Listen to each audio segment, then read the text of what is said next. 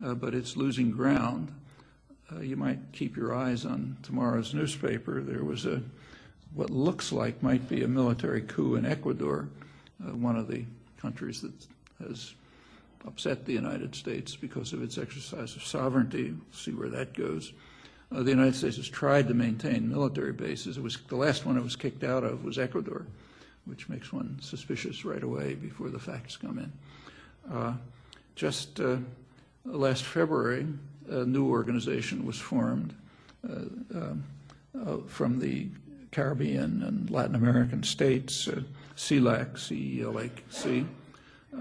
It excluded the United States and Canada, included Cuba, included every country of the region except the United States and Canada. That's a threatening development.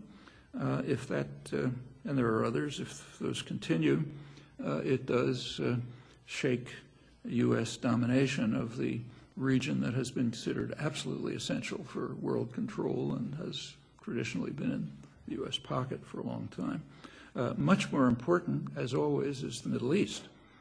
As you may know, this year is called the Year of Iran, and in foreign policy circles, Iran is depicted as the major threat to world security and the major foreign policy problem for the United States. Well, that's the position of the United States and Europe. Europe has chosen to be vassals of the United States instead of following on an independent course. In fact, one of the purposes of NATO is to try to maintain that. But aside from Europe and the United States, the world isn't going along. It's not Iran that's isolated, it's the United States that's isolated. The non-aligned countries, which are most of the countries in the world, they have bitterly opposed U.S. policy in Iran for years and supported Iran's right to enrich uranium as a signer of the Non-Proliferation Treaty. Probably the most important country of the South, Brazil, and the most popular leader in the South, Brazil's Lula, have again strongly endorsed that position, much to the annoyance of the United States. Well, the population of the region, of the Arab states, they are so enraged by U.S. policies that by now a majority of them want Iran to develop nuclear weapons to balance U.S. and Israeli power. That's pretty dramatic. But of course, these are what the British diplomatic historian Mark Curtis calls unpeople. They're not real people. It's just the non-aligned countries, you know, the majority of the world's population, people in the Arab states, so we can kind of dismiss them. There are others who are a little harder to dismiss. One of them is Turkey, major power, right, a neighbor of Iran. They're disregarding the U.S. sanctions. They've just established a pipeline to Iran, just as Pakistan has. It's the other border. The Turkish trade with Iran has been increasing very quickly. The prime minister, or maybe one of the ministers, I forgot who, just announced that they're going to triple trade relations with Iran. Brazil, I've already mentioned, a very significant state in the South. They're harder to ignore, but the one that's impossible to ignore is China. You can't ignore them. They're too big and too powerful, and they're simply not paying attention. They're accepting the UN sanctions because the UN sanctions are completely toothless, but they're not accepting the U.S. sanctions. And that's considered a very serious crime. The State Department is reacting with literal desperation. Just recently, the State Department warned China that if they want to be accepted as members of the world community, they're going to have to live up to their international responsibilities. That's the phrase that was used. What's their international responsibility? To obey unilateral U.S. sanctions. That's your international responsibility. Doesn't matter what the rest of the world thinks. What we say goes, not, unfortunately. And I assume they're just laughing in the Chinese Foreign Office. They don't regard that as their international responsibility, and they know there's nothing the U.S. can do about it. Desperation is kind of dangerous on the part of a powerful state that has unlimited resources. And it should be recognized that Obama particularly is building up extensively a military threat against Iran. Doesn't get reported here. Obviously, they know about it. That includes naval maneuvers in the Persian Gulf. But particularly the most important part is the buildup of military forces, offensive military forces on the island of Diego Garcia.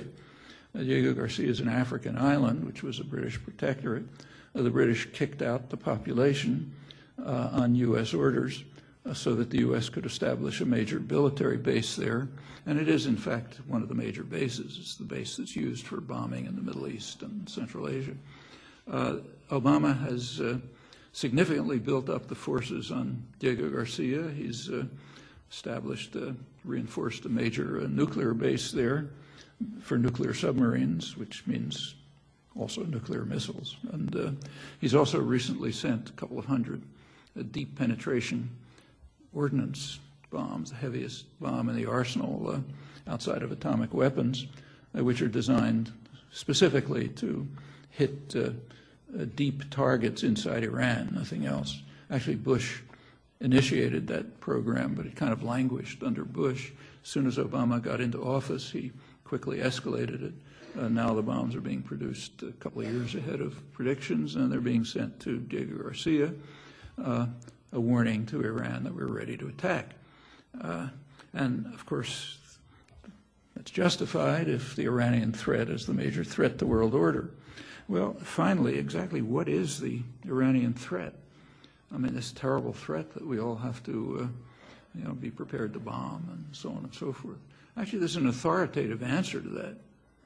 The answer is provided by the Pentagon and U.S. intelligence.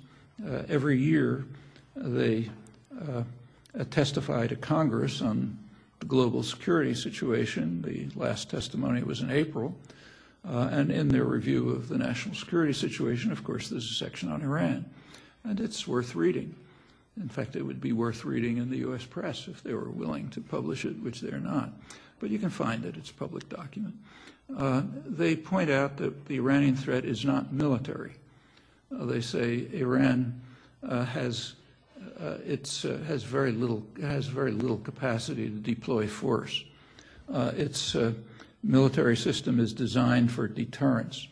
It's what little they say. First of all, Iran spends very little on the military in comparison with countries of the region, and what they spend is an attempt to deter an invasion of Iran long enough for diplomacy to set in. And they have limited capacity to deploy force, they say.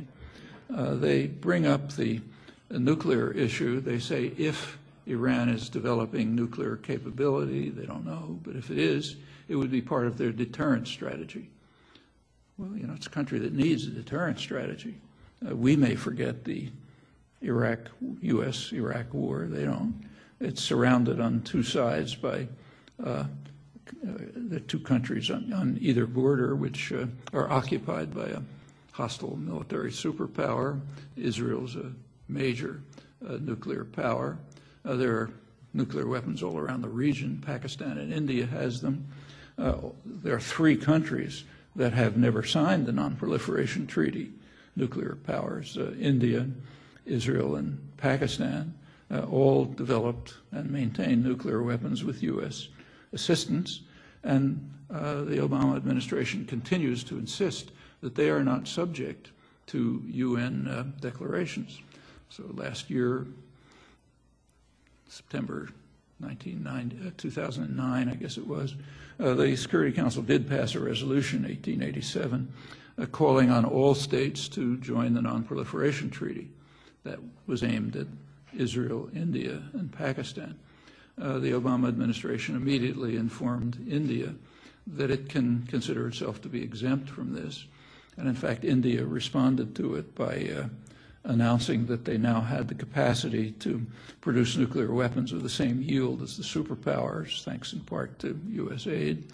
Obama also sent a delegation to Israel to inform them that the resolution doesn't apply to them. If India continues to develop nuclear weapons, so does Pakistan. It developed them in the first place with Reagan's assistance, and since still. And Iran can see this. I mean, maybe we don't notice it, or maybe they don't report it here, but you can be sure that Iranian strategic planners know about it. Well, that's so they might be developing a deterrent strategy, maybe involving a nuclear capability. Well, if the threat isn't military, what is this awesome threat that requires, it's a central issue in world affairs? Well, the threat is the usual one, sovereignty. They're exercising their sovereignty.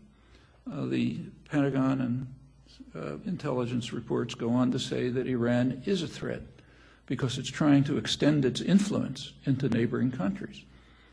And that's destabilizing. When we invade those countries, that's stabilizing. When they try to extend their influence into the neighboring countries, that's destabilizing, interfering. It's an illegitimate interference with, it's an exercise of sovereignty within a domain that we control. There are also, there's more, but that's essentially it. Well, I've talked too long. There's a good deal to say about the domestic implications of all of this. I'll drop that. But they're very real, just to mention one thing. There's a lot of talk now about the terrible problem of the deficit. You might ask, like the Iranian threat, why is it such a terrible problem? I mean, in a recession, a country's supposed to run a deficit. Now, that's the way to try to get the economy moving again. But suppose we say, okay, it's a threat. Why is it what's the deficit? Well, it turns out about half the deficit is military spending, which is going up under Obama. In fact, it's higher under Obama than at any time since the Second World War. And it's there to ensure stability around the world, like in the Middle East. So that's roughly half the deficit. Now, the other half of the deficit is medical costs.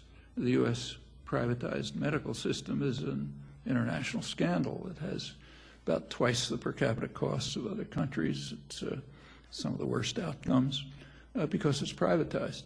It's a system for profit. And it remains that way under the little minor modifications under the so-called health reform, but that part is maintained. In fact, the U.S. is maybe the only country, the only one I know of, where the government is barred by law from negotiating drug prices with the pharmaceutical corporations. So the Pentagon can negotiate prices for, say, paper clips, but the government is not allowed to negotiate prices for Medicare drug prices. It's allowed to do it for the Veterans Administration, which it turns out, government-run, much more efficient, fewer administrative costs, works much better, like other national systems, but not for Medicare. And Obama insisted on that. That was one of the first things he insisted on in the health care reform. That was over the opposition of 85% of the country at that time, but minor point. That's the deficit. If we had essentially the same kind of medical system as other industrial countries, the deficit would actually turn to a surplus. But that's the deficit. The other half is military spending, which is growing and expanding. Well, there are plenty of victims of this. The real victims are abroad, of course. If you want to get a sense of it, you can look at the exhibit outside. Don't have to talk about it. But there are victims at home, too. Good part of the population. You'd think that they might be reacting to this in a constructive fashion, but unfortunately that's not happening. It's another topic in itself. And unless something changes significantly, I think the projections are not particularly auspicious. I'll stop there.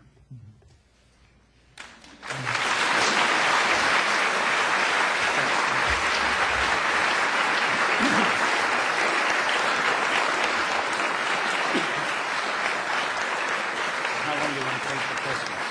20 minutes? Okay. Thanks very much, Noam. We've gone over time a little bit. This is Noam's third speech today, and the first time he's gone over time. We can probably take questions for about 15 to 20 minutes. We've got a couple of people with microphones. Where are they? Up the top.